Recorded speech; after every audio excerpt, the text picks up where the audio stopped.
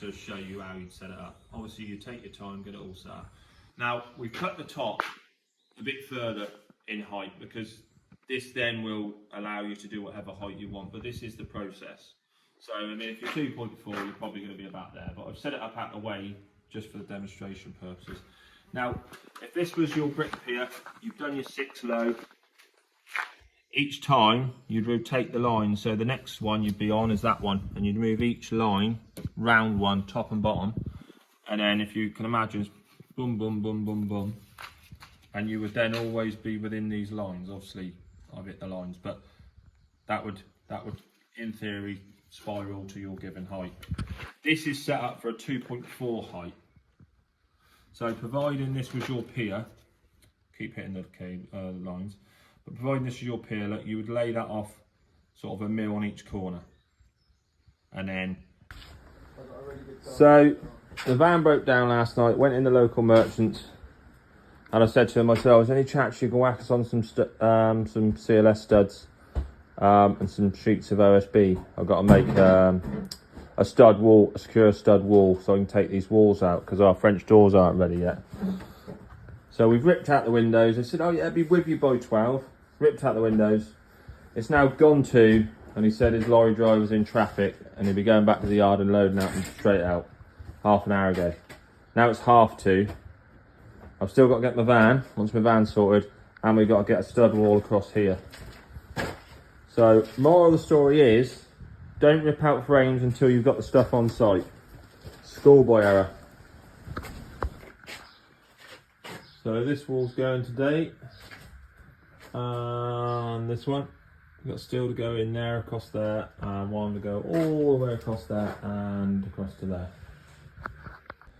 So all the walls are out now.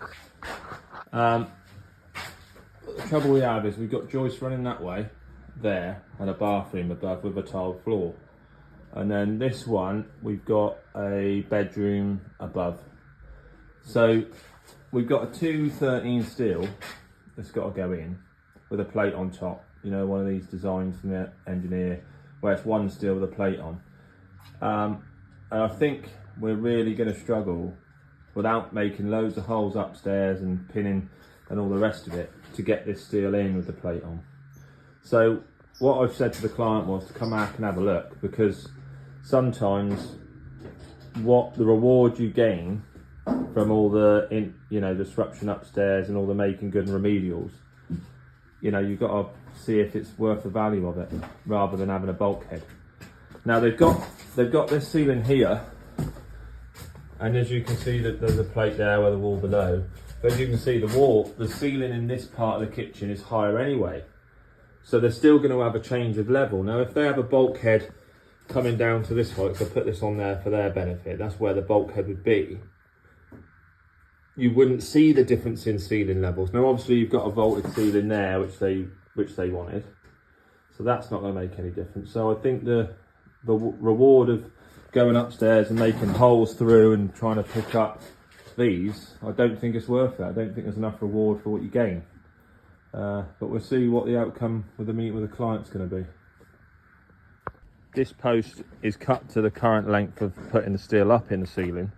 So if we have to, we can do it that way. Or if we do decide to go below them ceiling joists, we can then obviously just cut this to suit and have the plate welded in situ in the corner, which is a better job anyway. But it's just what they decide to go with. So our job today is to try and get all this cut out, ready to take our steel with the plate on top. It's not going to be an easy one. It's one of these ones where you've got steel with a plate on top, rather than two separate steels. I mean, I much prefer personally two separate steels. It's a damn sight easier to do.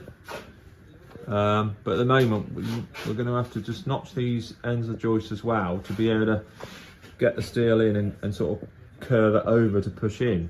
It is a bit of a head scratcher, this one. These bad boys are going to be our saviour. Some needles. So we got a little bit of intricate knocking out to do up here to try and work these in above a floor up there and above that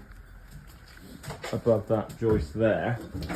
So we're going to pick that. We're going to pick this inside timber up with an acro, and we're going to put a needle on top of that and through, and then we're going to put a needle where this acro is through onto the floor, and take that whole floor span with acros, and then one out here, and then this section where it's only single skin, we can put a row of acros with a strong buoy in there, and that'll free up this side to be able to lift the steel in.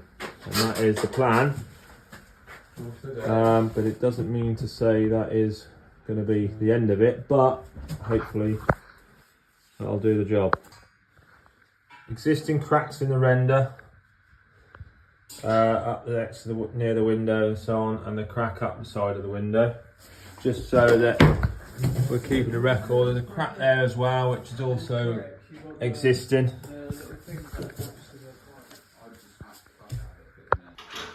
So this is the first needle in. So as you can see, it's bearing weight on our floor here, and then we're going to pick up the floor from below with the acros. If you look in that hole, you'll see that it goes through above the, there's a layer of insulation between the joist and the top of the floor, top of the roof.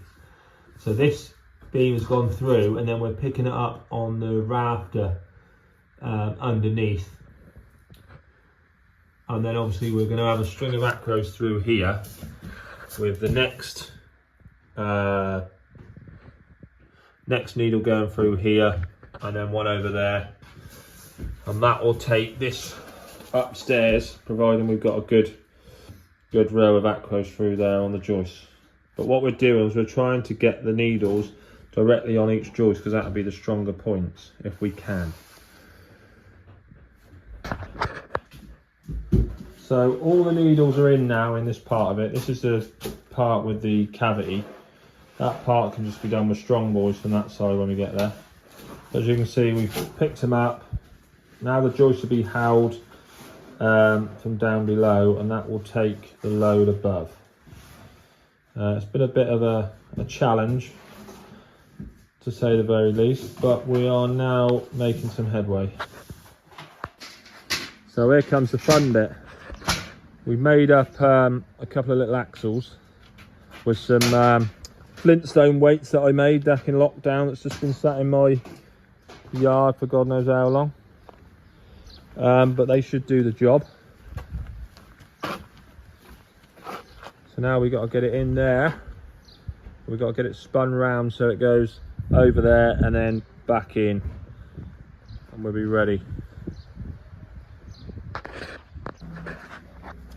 This is the trouble with steel sometimes. It's having limited room in that. So we've tried absolutely everything. We've got it from the trestles it was on. Got it all the way down the garden, down this slope.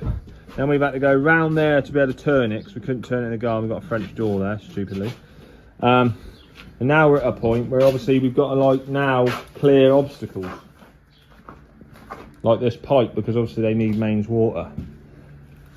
We're trying to get it through between soil pipes, as well as obviously pick things up that we've taken out. So should be a bit easier now. We've got a little platform to roll on, and as soon as we roll onto this block here, then obviously Lewis will move the next one, and so on, and then we can get the little wheels on the top, and it should be a little bit more clean sailing then, hopefully. But we're getting there slowly. Right, that brings our week to an end. Nearly prolates my anus, so I've had enough for today. So, can you take some back? We're getting there. No. Can you take some back? No.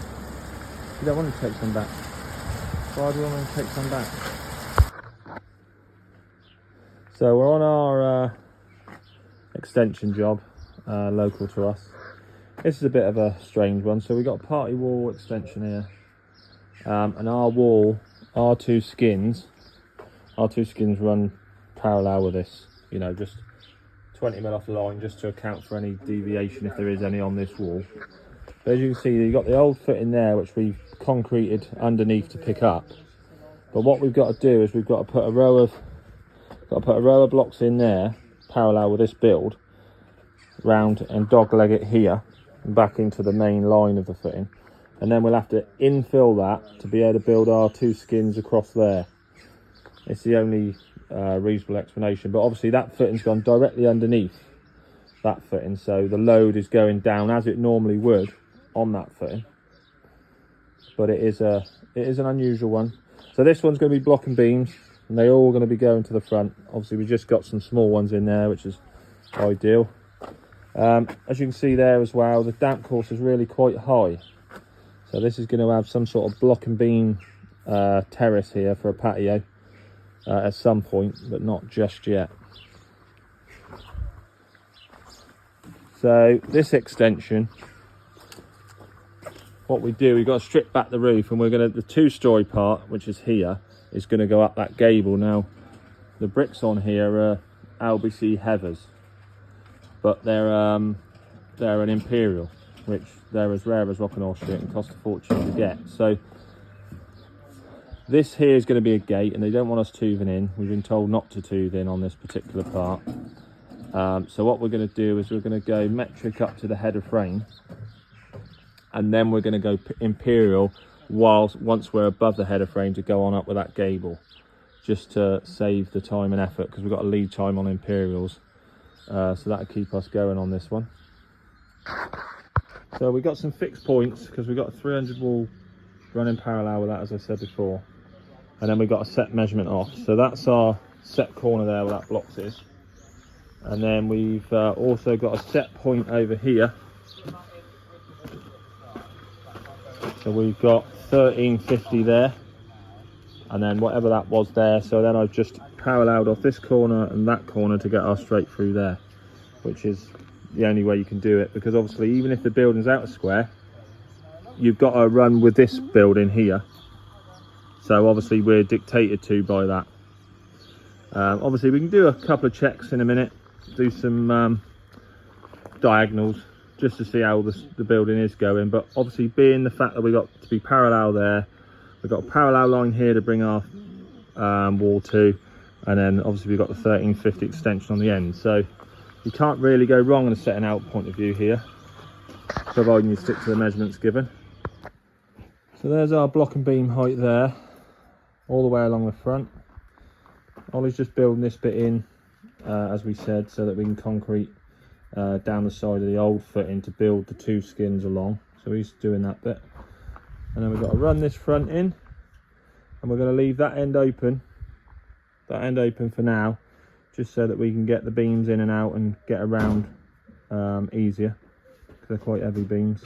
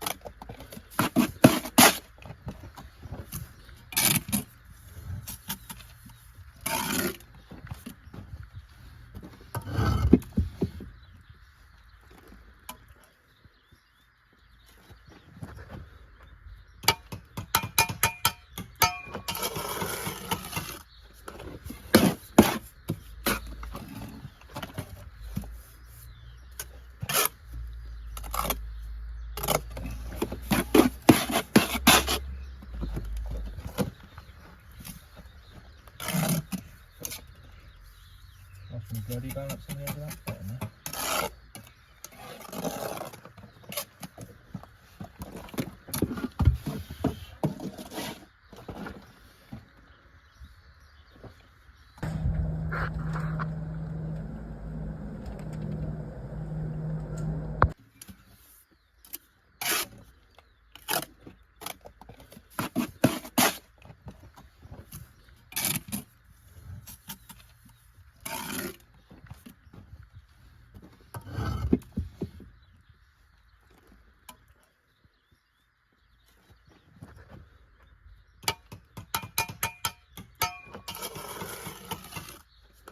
So time and time again, I put a reel up and people say, oh, you must be on day work and so on and so forth, right? Because obviously the standard of the quality of the work is high, right? Now, this is the second job we've been on today. We didn't get here till 11 o'clock. And it's now, and I mean, you can see in there, even the back of the blockwork looks neat as you like. And it's now 2:30, and that's with setting out, doing all that lot, and the palaver of getting all set up over this concrete and a bit of faffing around and everything. So the standard of your work has not got to go down because you're on price. Now, people often say, oh well, you know, you must be on day work because they're on price. Well, my standard would never drop, and I've earned good money today. So I put up a reel last night, some blockwork and a footing.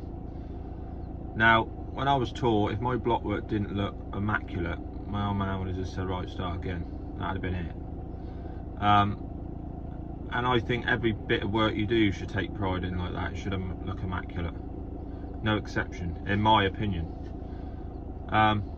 You know, you might not share the same opinion as me, but it doesn't make me wrong, it doesn't make you wrong.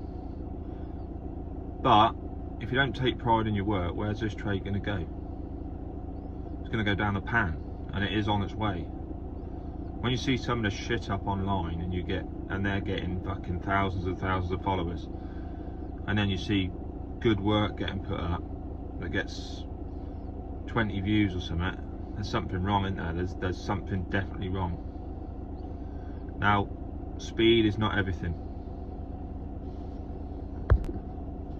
Yes, it's about earning money. We don't go to work for nothing. You know, I'm one of them. I love work, and I might be an idiot for it. But the moral of the story is you go to work to earn some money to provide for your family or whatever you're doing.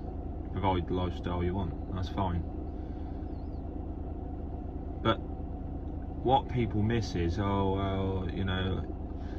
what people miss is the fact that if you do good work, you'll be sought after.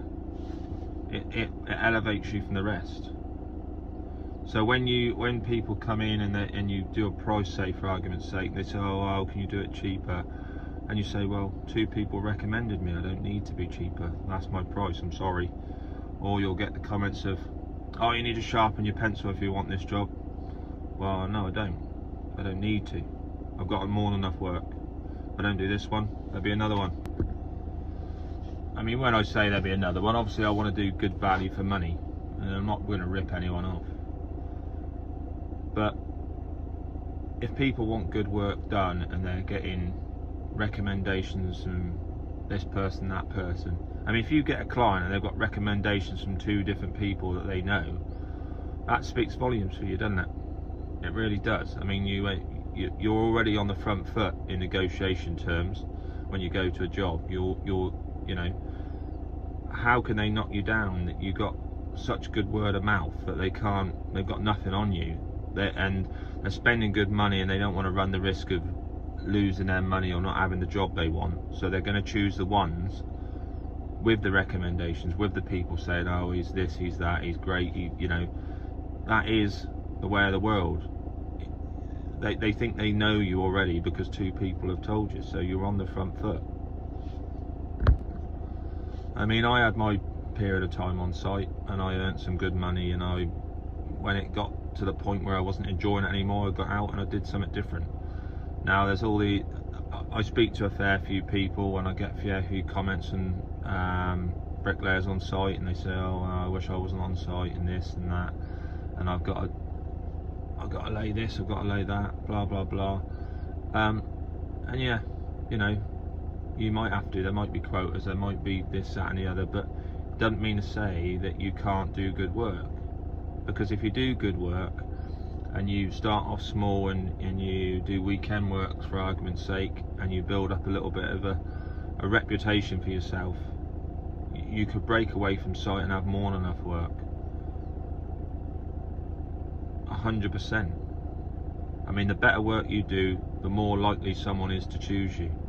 And yeah, there are people that don't know the difference.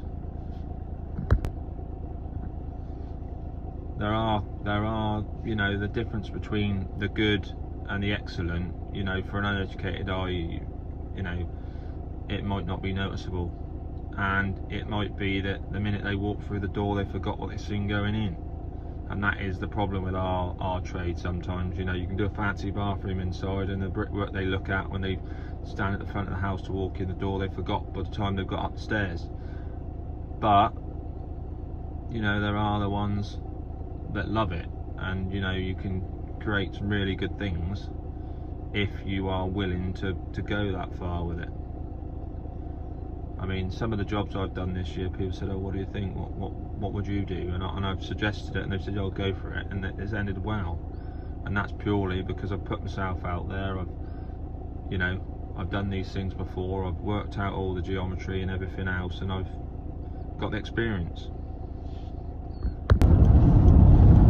Stories have been up about 10 minutes and I'm already getting them comments.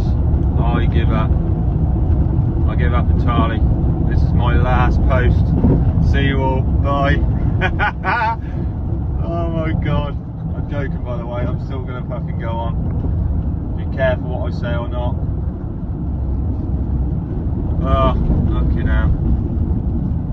This social media lot never fails to surprise me.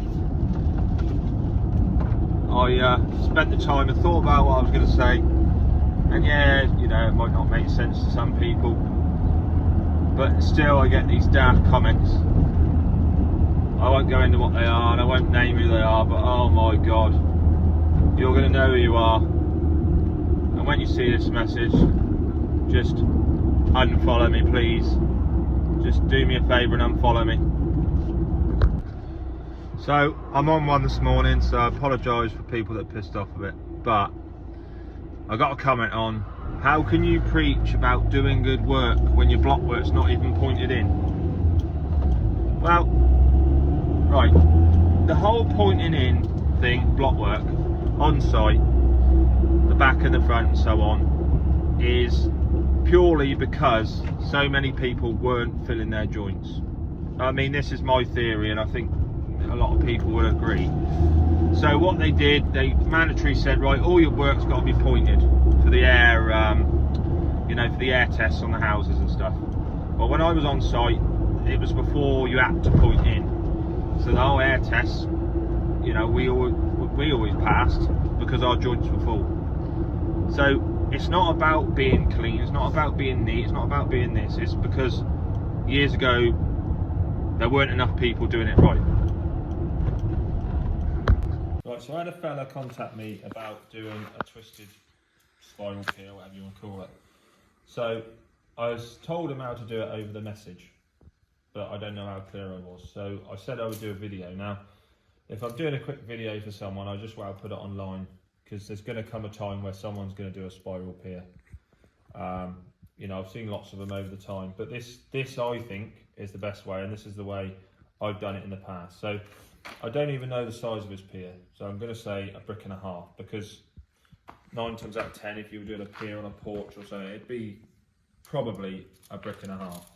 So the first thing you do is go across the diagonal, set your joints out, that comes to 460. So the centre of that is 230. So in essence, what we're doing is putting a circular thing around that. So we've got a 230 radius, which is half, and we've set this at 230. Yep. So now what we do is we cut a circle, complete circle. I mean, if you haven't got one of these, you can do it with a router, or worst case, you know, it's going to be slightly less accurate, but you can do it with a jigsaw even. So you just make a trammel up. If you're doing it with a jigsaw, you put a centre screw in, drill a hole so that you can put a pencil in and you draw your circle. You need 2 of these, so we're going to make 2 of them. So we cut our circles out now. That's our circle. Now that is the same size as what your pier is, just for the sake of this demonstration. So you cut it so it's about the thickness of the line. So when you cut your saw lines, you would be the same distance off your line as if you were laying bricks. And then that would be sort of, what you'd have is that would be square at the bottom, and you'd have 1 at the bottom, and then you'd do, that would be 1/4 turn, half a turn, and that'll give you your 2 rotations over your given height. Now to get your gauge around this circle, pi r squared. We know our radius is half the distance to the centre of your pier, and our radius is 230 because our diagonal in total across the pier, a 1.5 pier, is 460. So your centre is 230. As you saw from when we set up the router, that was at 230. So we've got pi r squared. Pi is 3.14, and a load of other numbers after, but this will be accurate enough for what you need. And then we've got 23 centimetres, because it's easier for the numbers to work out in centimetres. So we've got 23 centimetres, and that gives you, we wrote it down here, 529. 529 times your 3.14, which is pi, gives you a total circumference of 1661. So that's 1,661 centimetres. No, it's not. It's 1,066 centimetres and 1 mil. But the 1 mil you've probably just been off. So you've got, let's call it 166. Yep. Now, the pier I was told was 2.4 metres high. If you ever did a spiral pier, you're likely to have a minimum of probably 6 courses square. And how I would do it is balance it probably, and I'd have 6 at the top. We know 2.4 is 32 courses, standard metric gauge. So what I said is 6 at the bottom, 6 at the top. It leaves you 20 courses. So what you need a half circle, because you're only going to go,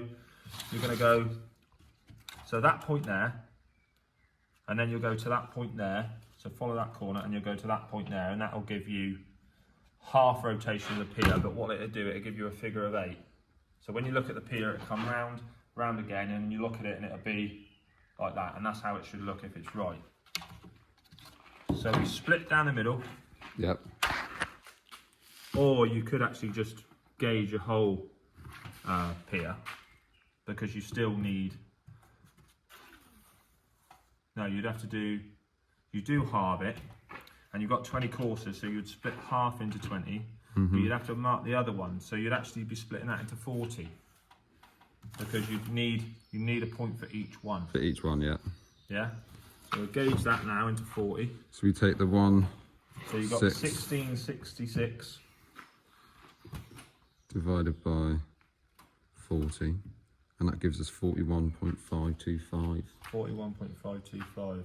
So we'll call it 42. We'll round it up, because if the last one's a mil, you're not going to see a mil on your last point. No. Oh yeah. So now what we've got to do is find our points, centre it, and we'll gauge that out now to 41 each increment. Yeah. So what we've done now, look, we've put the saw lines in, and we've divided that whole circle. Now when the line holds in there, the thickness of the saw will be roughly the thickness of the line, so you can pull that tight. I'll show you that later, but basically that's done. And what I've also done, I've cut it square for ease, so that you can put a 2x2 in each corner to stand it up. So then you can plumb your corners, and then you know your pier will be going upright. If we cut the board square, as long as their margins are the same, so that distance there, and that distance there, and that there, and there. You might even want to do a diagonal on the square to make sure, but that will give you 4 corners that you can upright and plumb, which will then, in theory, give you a plumb spiral.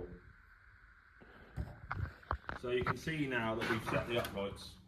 Now, obviously, this is very crude the way we've done it, because this is just to show you how you'd set it up. Obviously, you take your time, get it all set up. Now, we've cut the top a bit further in height, because this then will allow you to do whatever height you want, but this is the process. So, I mean, if you're 2.4, you're probably going to be about there, but I've set it up out of the way just for the demonstration purposes. Now, if this was your brick pier, you've done your 6 low. Each time you'd rotate the line, so the next one you'd be on is that one, and you'd move each line round one, top and bottom, and then if you can imagine, boom, boom, boom, boom, boom, and you would then always be within these lines. Obviously, I've hit the lines, but that would in theory spiral to your given height. This is set up for a 2.4 height. So providing this was your pier, keep hitting the lines. But providing this is your pier, look, you would lay that off sort of a mil on each corner, and then each inclination you move it round, and so on until you got back to the point. I think I can't really make it much clearer, I don't think. So one thing I've just gone and looked through the video, and one thing I want to be clear on is when you work out how many courses you've got and you worked out your circumference, which in that case on the video was 166, you need to split that in half and divide it by the number of courses, because your incremations will be on one side and also you'll have the other side, so you've got the two lines rotating together. But if you do it by the half, you know you're going to get a complete 180. As where I'm not 100% sure if I made it clear. So just to be clear, find your circumference, halve that, the amount of courses, and that will give you the increments round the half circle. And then you need to do the other half of the circle, so you've got the other two lines on the other side. And that is a foolproof way of doing it. And I mean, if you were doing a porch, or you were doing some sort of gate post, or whatever you were doing, that is the foolproof way of doing it. If you get it up, if you get it nice and square, cut it out with the 4x2s. If you plumb them up, you can even put a gauge up one of the legs of it, and then all you've got to do is level across with a 2-foot level. You won't have to do anything else. You'll just need a trowel, a 2-foot level, and obviously your jointer and all the rest of it. But that will give you a foolproof way of doing it. You won't need to pick a 4-foot level up, and you will be 100% sure that that pier, although it's twisting, will be upright to the finished point where you need to be. It's the only foolproof way of doing it. I've seen lots of videos where people make up the square like I did for the pier, and they do it and twist it to suit, and then they do it on how many courses and so on. But for the cosmetics of it, you want it to look like a figure of 8, so it comes from the top down, and so it's got like 2 bulbous points, and then you know it looks right. You know you've got your symmetry and your geometry right with it.